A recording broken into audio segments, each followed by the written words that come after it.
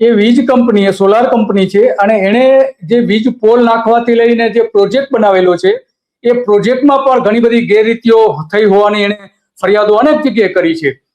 સીએમઓમાં કરી છે, પીએમઓમાં કરી છે અને કલેક્ટરથી લઈને તમામ તંત્ર સામે કરી છે. તો એ આખો મામલો શું છે અને આ જે સોલાર પ્રોજેક્ટની જમીન કઈ રીતે ક્લિયર કરવામાં આવી એની બધી જ વિગતો આપણે અશ્વિનભાઈ આપની સાથે વાત કરવાના છે. જ્યારે અમારે કૃષ્ણનગર ગામે એક solar NSC solar private limited company દ્વારા એક મોટો લગભગ 2000 થી 2200 વીઘાનો એક સોલર પ્રોજેક્ટ નિર્માણ કરી રહ્યા છે. તો જ્યારે શરૂ થયો ત્યારથી જ આ લોકો કાયદાને નેવે મૂકીને આ લોકો કરી રહ્યા છે. સૌ પ્રથમ તો જ્યારે મારી બાજુમાં ઘુડખર માટે સેન્ચુરી વિભાગે, મારી બાજુમાં ઘુડખરોની સેન્ચુરી છે, તો લગભગ મોટા ભાગની અંદર આવા વિસ્તારની અંદર લગભગ પ્રોજેક્ટ નથી બનતા. પણ છતાં જ્યારે ખેડૂતોની સહમતિ અને અભયારણ્યની સહમતિ હોય તો તેના માટે આ મંજૂરી મળતી હોય.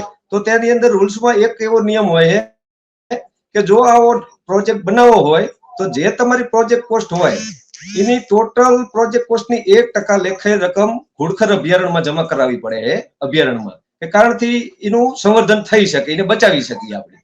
તો જ્યારે આ NSC solar private limited company દ્વારા શરૂઆતમાં જ્યારે મંજૂરી લેવાની હતી એ વખતે એમને ફક્ત 600 મિલિયન એટલે કે 60 કરોડ અમારો પ્રોજેક્ટ કોસ્ટ બતાવ્યો.